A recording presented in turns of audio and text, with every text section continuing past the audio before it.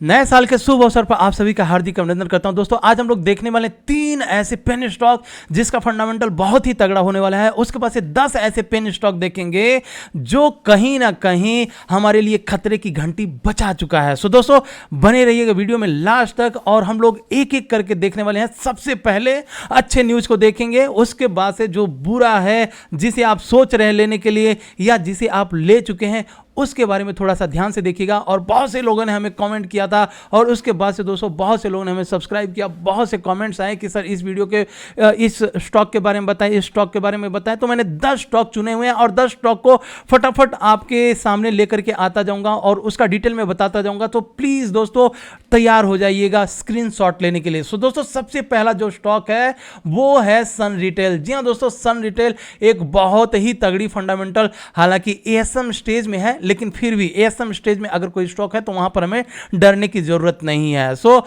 दोस्तों सन रिटेल जो सबसे पहला स्टॉक है इसका देखिएगा मार्केट कैप 15 करोड़ का है। डेप्थ की बात करें तो ओनली कितना है 1.38 करोड़। जी हाँ दोस्तों, अगर रिजर्व की बात करें तो 7 करोड़ का रिजर्व इस कंपनी को। तो इस कंपनी को हम लोग एज अ डेप्थ फ्री कह सकते हैं। क्यों कह सकते हैं? क्योंकि ये जब चाहे तब अपने रिजर्व में से डेप्थ को फ्री कर सकता है। जी हाँ दोस्तों, तो सबसे पहला जो स्टॉक निकल करके आ रहा है वो है सन रिटेल। प्लेजिंग की बात करें, प्लेजिंग बिल्कुल जीरो और प्रमोटर होल्डिंग का स्टेक देखिए दोस्तों कितना है 54.6% तक का प्रमोटर होल्डिंग का स्टेक है। सो दोस्तों अब अगर अपने बुक वैल्यू के पास भी ये कंपनी जाए, अगर हम अपने बुक वैल्यू से इसको कंपैरिजन करें तो भी ये कंपनी कहीं ना कहीं बहुत ही सस्ती है। अब दोस्तों बुक वैल्यू अगर आपको पता होगा तब तो ठीक है, नहीं पता है तो बुक वैल्यू इसे इस तरह से समझिए। यहां पे जो आपको करंट एसेट्स और करंट लायबिलिटीज दिख रहा है ना, तो करंट एसेट्स मतलब करंट एसेट्स क्या होता है? एसेट्स मतलब कर्जा होता है और करंट लायबिलिटीज यहां पर देखिए लायबिलिटीज मतलब कर्जा होता है और एसेट्स मतलब धन संपत्ति होता है। माफ कीजिएगा दोस्तों, एसेट्स मतलब धन संपत्ति, जमीन जायदाद, उसे कहते हैं, क्या कहते हैं? उसे कहते हैं दोस्तों एसेट्स। और लायबिलिटीज जो आपके पास फोन है ना, महंगे महंगे फोन अगर आप सोच रहे हो लेने के लिए तो वो लायबिलिटीज है। महंगी महंगी गाड़ियां लायबिलिटीज है। जैसे कि अगर आपको टाटा मोटर की गाड़ी लेनी हो और अगर आपको टाटा मोटर का शेयर लेना, कौन सा लोगे दोस्तों? अगर आप टाटा मोटर की गाड़ी लेते हो तो वो हो जाएगा लायबिलिटीज, लेकिन अगर आप टाटा मोटर्स के शेयर खरीदते हो तो वो आपके पास एसेट्स हो जाएगा। सो दोस्तों ये जब अपने करंट एसेट्स में, जब मान लीजिए ये कंपनी कल के दिन बर्बाद हो जाए तो ये करंट एसेट्स बेचेगा, करंट लायबिलिटीज को चुकाएगा और उसके बाद से दोस्तों जो पैसा बचेगा उस पैसे से बुक वैल्यू के हिसाब से सब शेयर होल्डर्स को बांट देगा पैसे। मान लीजिए अगर आपके पास एक शेयर है और आप 5 रुपए पर बाई किए हुए हैं तो 5 रुपया न देकर के आपको बुक वैल्यू के हिसाब से जितना शेयर रहेगा उस शेयर के हिसाब से आपको बांट देगा। तो ये बुक वैल्यू हो गया दोस्तों। इसे अपने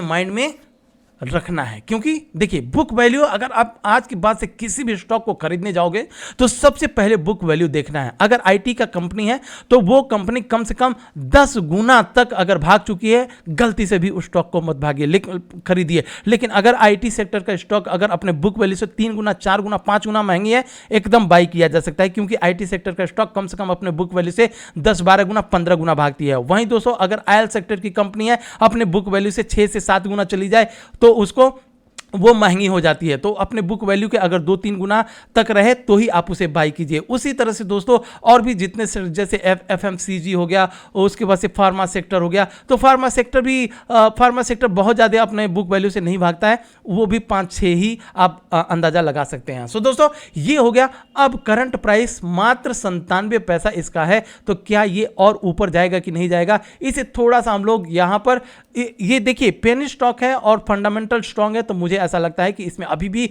बहुत ज्यादा पोटेंशियल है ऊपर जाने के लिए। सो सबसे पहला जो स्टॉक निकल करके आया वो रहेगा सन रिटेल। दूसरा स्टॉक की बात करें, अच्छा सन रिटेल को यहां पर एक बार जो चार्ट में बताया था एएसएम और जीएसएम का जो लेवल प्रीवियस वाली वीडियो में बता दिया हूं। जिन भाइयों ने एएसएम लेवल क्या होता है, जीएसएम लेवल क्या होता है, क्या एएसएम लेवल वाले स्टॉक को खरीदना चाहिए कि नहीं खरीदनी चाहिए, क्या जीएसएम स्टेज वाले लेवल को बाई करना चाहिए कि नहीं करना चाहिए, प्रीवियस वाले 2 वीडियो छोड़ करके आप देखिएगा, आपको समझ में आ जाएगा पूरी की पूरी स्टडी। अगर आप वो वीडियो नहीं देखते हैं और इस वीडियो को देखेंगे तब आपको कुछ भी, मुझे नहीं लगता कि आपको समझ में आएगा। तो सबसे पहला स्टॉक सन रिटेल। दूसरे स्टॉक के ऊपर आ जाएंगे, दूसरा स्टॉक रहेगा AJR इंफ्रा, जी हाँ दोस्तों, AJR infra and tolling limited, इस कंपनी को आपको ध्यान देना है। सो इसे भी आप जस्ट वॉच लिस्ट में ऐड करिए, अगर बाई करने के लिए चांस देता है तब इसमें घुस सकते हैं। सो दोस्तों अब इसके बाद एकदम फटाफट स्पीड बढ़ती जाएगी। यहां पर मैं अब आपको चार्ट पर नहीं लेकर के आने वाला हूं, यहां पर स्टेज देख लीजिएगा, ASM LT स्टेज लेवल 1 पर है, तो ASM लेवल पे है, हमें कोई डरने वाली बात नहीं है। जब GSM लेवल पर आएगा, अभी मैं दिखाता हूं 10 स्टॉक जो आपने गलती की होगी या गलती करने के लिए सोच रहे होंगे, तो मैं आपको पूरा का पूरा यहां पर अवेयर कर दूंगा। जी हां दोस्तों, अब तीसरा स्टॉक निकल करके आता है विकास प्रोपेंट एंड ग्रेनाइट लिमिटेड। जी हां दोस्तों, इसका मैंने ऑलरेडी वीडियो बना रखा है, जबरदस्त इसका फंडामेंटल, इसको एक बार देखिएगा। हालांकि ये ASM स्टेज लेवल 1 पर ही है, तो हमें यहां पर कोई डरने वाली बात नहीं है। तो 3 कंपनी हो गई हमारे पास, और तीनों कंपनी का फंडामेंटल हम लोगों ने देख लिया, sun retail, AJR infra and tolling, और तीसरा विकास प्रोपेट। अब दोस्तों जो कंपनी मैं लेकर के आऊंगा, उस कंपनी को आपको एकदम ध्यान से देखते चले जाना है, ठीक है फ्रेंड। तो एक बाय एक लेकर के आता हूं। सबसे पहला जो रहेगा सिलिकॉन वैली, और इसका बहुत ज़्यादा कमेंट आया था, सर सिलिकॉन वैली के बारे में बताइए। तो मैं जैसे जैसे सर्च कर यहाँ पर लिखते जाऊँगा, आपको जस्ट यहाँ पर फोकस करना है कि ये कौन सी कंपनी में है और इसका फंडामेंटल कहाँ से कहाँ तक पहुँच चुका है। तो दोस्तों अगर आपको यहाँ पर दिख रहा होगा तो देख लीजिए। अगर आप इस कंपनी के बारे में सोचना चाहते हैं तो यहाँ पर देख लीजिए, सिलिकॉन वैली इंफोटेक लिमिटेड, ये हो गया है खत्म, trading restricted on account of GSM। जी हाँ दोस्तों, GSM लेवल में आ चुका है, और वो भी GSM स्टेज लेवल 6 पर है। सेबी डायरेक्शन डिलीटेड अगस्त 7 2017। तो अगर आपको ये कहीं दिख रहा होगा या अगर कोई आप इसको बता रहा होगा, तो इस कंपनी को बिल्कुल इग्नोर कीजिए। दूसरी कंपनी के बारे में आइए, 10 ऐसे स्टॉक आज दिखाने वाला हूं, देखेंगे अगर आप पूरी वीडियो अगर आपने देख लिया तो कहेंगे वाह। तो पेस्ट, और यहां पर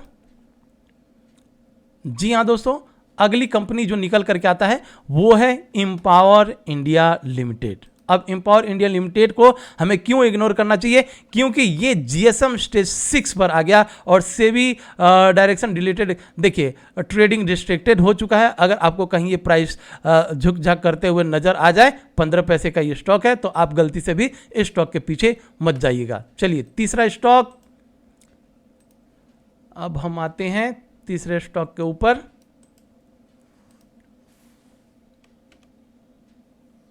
ये यहां पर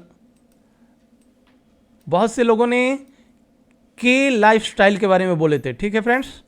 तो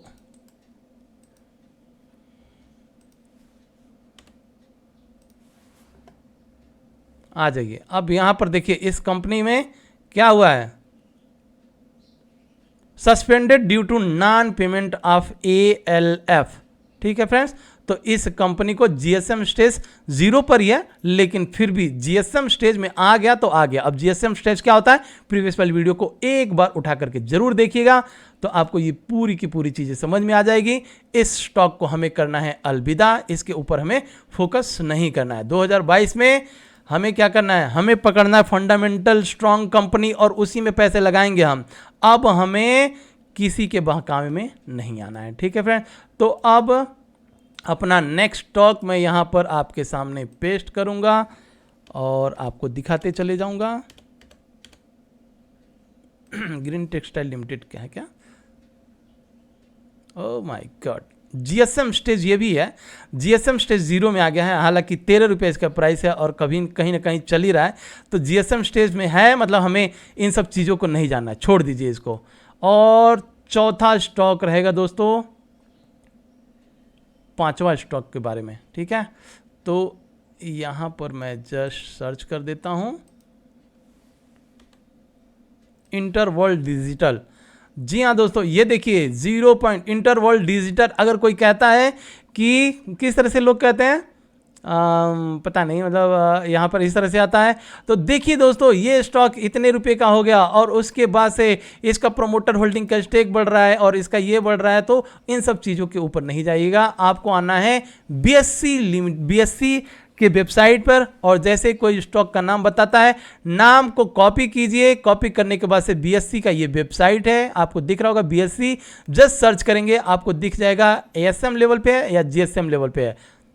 ठीक है फ्रेंड्स, और पूरी का पूरी डिटेल वीडियो बनाया हूँ एएसएम और जीएसएम के बारे में, तो उसको आप तो देख ही रहे होंगे दोस्तों। अगर आप देखे होंगे तो आपको ये सारी की सारी स्टोरी समझ में आ गई होगी। और सारा का सारा कितने 25 पैसे 10 पैसे 15 पैसे वाले ये स्टॉक है, लेकिन इनके चक्कर में हमें नहीं पड़ना। हमें भले 1 रुपये वाला स्टॉक मिल जाए, हमें मंजूर है, लेकिन जीएसएम लेवल का नहीं होना चाहिए।